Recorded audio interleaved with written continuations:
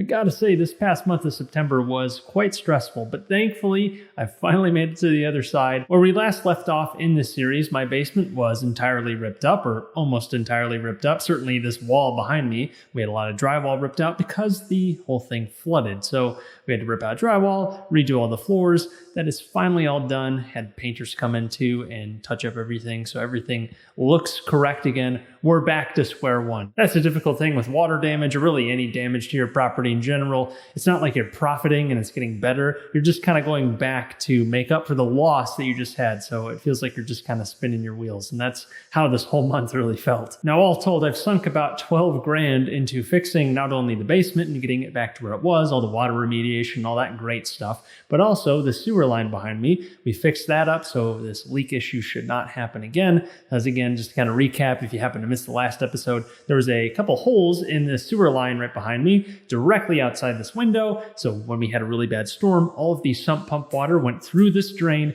and basically exited right next to this window. It piled up all this water and eventually came in through the window back into the basement. So the sump pump was doing its job, but the hole in the sewer pipe was kind of negating any progress that the sump pump might have been making. And to add insult to injury, my insurance company has denied my claim to repair the damage. Now, this isn't the end of this basement saga. I'm definitely going to be arguing against my insurance company, and that's because the insurance company is saying that this is flood damage and not backup damage. I currently have backup coverage, but not flood coverage. Flood refers to pretty much water coming in from the outside, not from any of the systems in your house. However, this is not the end of this saga, because I do believe that I should be covered under my insurance policy. So I'm going to be battling a bit with my insurance company to try and get covered, because I believe this should fall under backup since it's directly linked to the sump system. Had we not had this hole in our sewer line, we're not having water come in through just this window. It's not like every single window was affected or something like that, and it truly was some flood. It really was a result of this hole in the sewer line, and I'm definitely going to make an argument that we should be covered under our backup coverage. I definitely plan on doing a much more comprehensive video about this basement water damage saga, so stay tuned for that and be sure to subscribe so you don't miss out on that. I'll take it from the very beginning, from the actual damage, fixing the damage, and then battling with the insurance company to try and get the damage repairs covered. This is the first time that I'm going through an insurance claim, and I think anyone interested in real estate should at least have some familiarity with that process, because you never know when something like this is going to happen. But anyways, this basement issue was definitely a nagging issue throughout the month, and it was very annoying, but we got through it. All the repairs are done, and I'm just going to assume for financial purposes that I'm going to be liable for all of the repairs, and I'm going to have to pay for everything. I've already paid everything, so I'm assuming that the insurance company won't cover me in any way, but I definitely still think I should have been covered, so I'm going to make that argument, and I'll keep you posted on whether I get any or all of the damages covered. But also during this last month, I spent a good bit of time listing and showing my former primary residence, which has now become a rental. And just a couple days ago, we finally signed a lease, and that is set to begin today, October 1st. So I now officially have 2 rental properties with tenants in them paying rent, which is fantastic. And that has dramatically increased our passive income. I'll get back to that in just a second. But that's our former primary residence, which happens to be very close by. It's the first property I ever bought. It was a condo, and I've done plenty of videos about that deal, at least when I initially got it. And during all this, I had a particularly challenging month at work. I work as a big law attorney in commercial real estate law, and I came on to help for a couple of transactions, and it's been a lot of work, and that was definitely pretty stressful on top of all the other stuff that I was dealing with this basement and kind of having to come in and let contractors in. It was definitely difficult to shuffle all of these things at the same time, but I'm very happy to say that the basement is now repaired, the other unit is now rented, and everything should be back to normal. But anyways, let's get into the numbers. Before I do that though, if you're new to this series, every single month on the first of the month, I put out an update as I attempt to reach a $1 million net worth, and I show my balance sheet showing my assets and my liabilities and show the progress or lack thereof in trying to reach a $1 million net worth by the time I'm 30 years old. And I'm also trying to reach a $30,000 per year passive income before that point as well. Ideally, this series can serve as a source of transparency, which I think is valuable for understanding the context behind any deals that I might be making. And plus, your situation might be very different than mine, so I don't want you to think that, hey, because I did something, you should do it too. None of my content is financial advice, and you should definitely do your own research. Ideally, this series can serve as a source of inspiration, perhaps, or otherwise can be entertaining or useful in some other way. But again, do your own research. Well, whatever the case, if you like the sound of that and you want to follow along on this journey, then definitely subscribe, since I put out a new episode episode on the first of every month. All right, finally, let's get into the numbers. As a reminder, last month, our net worth was $91,644.27. As always, let's start with the good stuff, the assets. We had a bit of a pullback in the stock market over this last month. A lot of news with the Evergrande situation in China, which has caused a ripple effect in the greater financial markets. But there's always moves in the short term, whether or not there's good or bad news. There's always going to be something that could cause some sort of negative downtrend,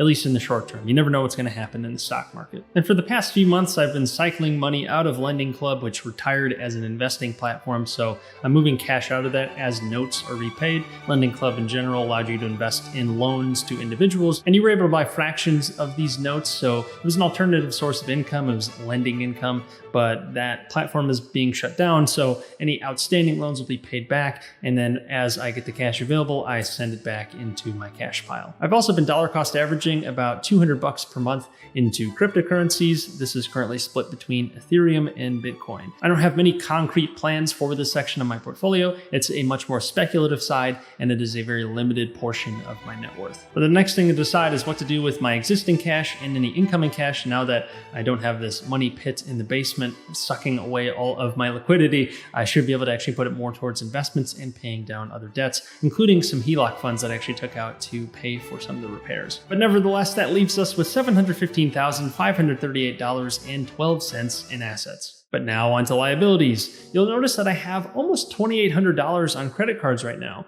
And that is because I just opened up 2 new cards. Finally, now that my mortgage is on my credit report, I'm comfortable actually applying for new cards and trying to take advantage of some of the bonus offers out there right now. One of the cards I got is the Chase Sapphire Preferred, which if you spend $4,000 in the first 3 months, you get 100,000 bonus points, which equates to something like $1,200 in free travel or something like that. It's a pretty hefty bonus just to spend money that, in this case, I was already spending. For now, I put on a good portion of my actual basement repairs. I just got the card a couple days ago, so I couldn't pay for all of them on the card, but also for my realtor dues. I am a licensed agent, and I want to hang on to that license so I can represent myself on future deals and take a commission there, or also get referral commissions for people that I refer to other agents, because I can't actually represent other people while I'm working as an attorney at my current law firm. So I'm almost 3/4 of the way through the $4,000 in spend that you have to do in the first 3 months, so I should have plenty of time to finally get that big bonus of the 100,000 points. But I mentioned I got 2 cards this last month. The other one was through Associated Bank, and they had a Visa Max Cash Preferred card. I'm actually using Associated Bank for a checking account bonus right now, so I'm having a small portion of my work direct deposit go towards that so I can get a bank account bonus. But I also decided to sign up for one of their credit cards because it looked enticing. No annual fee this card, and it's currently offering $150 for $500 in spend over the first 3 months. So in addition to the $4,000 that I have for Chase, I'd have to do another $500. So we're looking at $4,500 in spend is what I had to meet in the first 3 months, which shouldn't be an issue given the repairs I already had to pay for that took care of most of the Chase card. But in addition to that, I'm also getting 5% back on my internet bill and on my phone bill now, because those are the categories I picked for this card. It also lets you pick 2 of a number of categories to earn 5% cash back on. Those are the 2 categories I picked, and that is up to a certain limit, but I'm not going to hit that limit anyways because I'm really only going to be using this card for that most likely. And I do plan on signing up for more credit cards in the near future to take advantage of some of those bonus offers, and also try and get a nice fleet of no annual fee cards, or if they do have a fee, just building up a bunch of bonuses and taking advantage of those. So I'm watching my score closely to make sure that all of the new inquiries that I'll be putting onto it won't drop it below around 740, since that's kind of the limit, generally speaking, to getting some of the best loan terms for things like mortgages or auto loans. So at the same time, my utilization rate should be going down, which should help my score in some way, or at least will negate some of the bad effects of having the new accounts,